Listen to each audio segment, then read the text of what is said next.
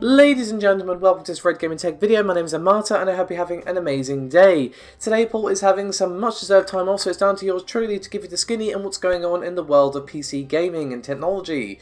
And today we have yet more benchmarks for the RTX 40 series, specifically the RTX 4060 and the RTX 4060 Ti or Ti, whichever one you prefer.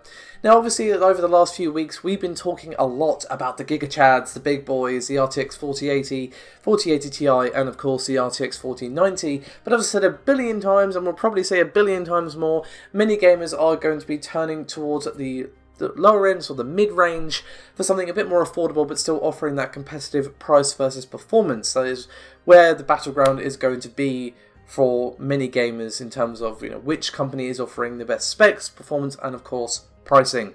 But let's talk about the leaked benchmarks, shall we, which come from a new leaker on the scene by the name of Qbit Leaks. Of course, you can find their tweet linked below. And they have some times by extreme results for us. Now let's begin with the 4060 Ti because it's at the top. We see a times by extreme score of 8600, average clock of 2600 and something. Power draw is between 270 and 280 watts. Put a pin in that for now, we'll come back to that. For the 4060 we see a score of 6000, average clock is 2700 and something, and power draw is between 230 and 240 watts. Now I immediately know what you're going to say, isn't that power consumption awfully high? And yes, it is, but there's obviously a few things that we need to keep in mind. First of all, according to Kapiti7 Kimi, who previously said back in June, the 4060 will consume more power than the RTX 3070. However, there's a more important consideration, and that this is almost assuredly a test board, and that we will see lower power consumption on the actual final release.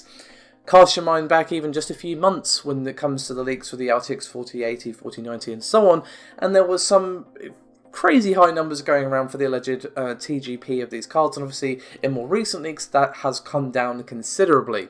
So don't panic just yet. And of course, in terms of the actual performance results, well, again, this is not final silicon, and we're going to see obviously optimized drivers, BIOS, and all of that good stuff when this card actually comes out onto the market.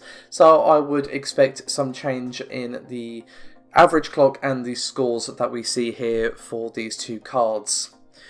But what about some context? These results are great, but what do they actually mean? Well, the folks over at WCCF Tech, and of course you can find their article linked below, have put a very helpful chart together to basically give this some meaning and compare the 4060 Ti and 4060 against not only the current cards on the market, but the previously leaked results for the upcoming Ampere cards.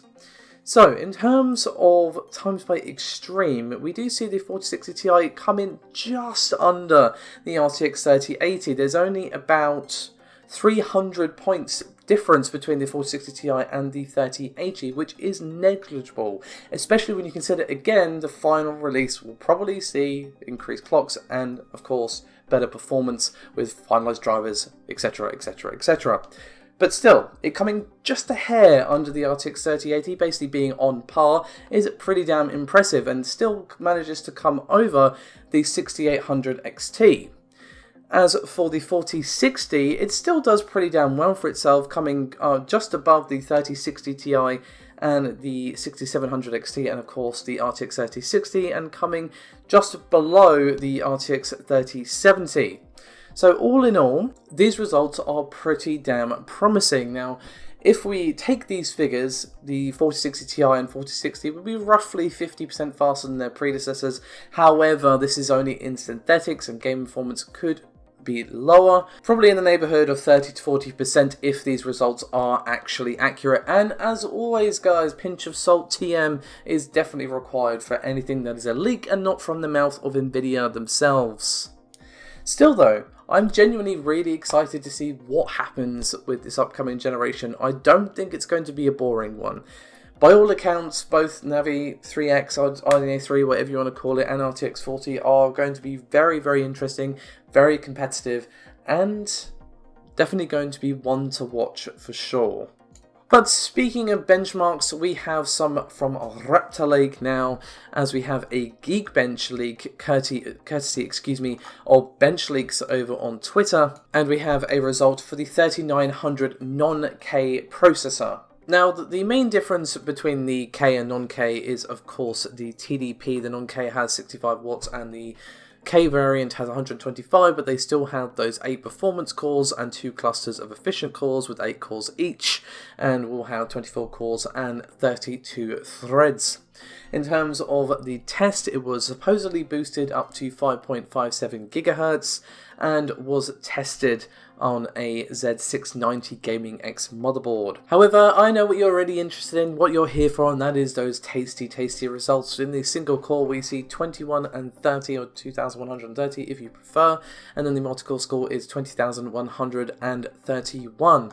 But again, I hear your cries, what about some context, Tomato? What does that mean? Well, we have some comparison graphs here, thanks to videocards.com. They did put this together, and of course you can find their article linked below, and as it plainly shows you, the 3900 is beating the current gen top-end flagship CPUs from both AMD and Intel, of course, beating the 12900K and 5950X quite handily in this result. But if you're comparing this purely Intel versus Intel, Raptor Lake versus Alder Lake, we see a 10% increase in single core and 21% increase in multi-core compared to the 12900 non-K processor.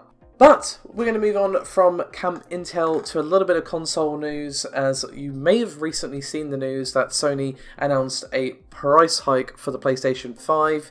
And in case you missed that, you can find a helpful chart from Tech Power up on screen right now, which basically shows you the new versus old price and the percentage increase.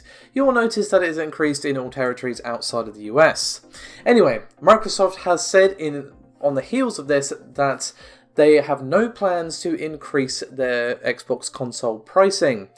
But I'm not going to put words in their mouth. I'm going to read what they said verbatim when they were speaking with Windows Central, and of course you can find that link below as well. They said, quote, "We are constantly evaluating our business to offer our fans great gaming options.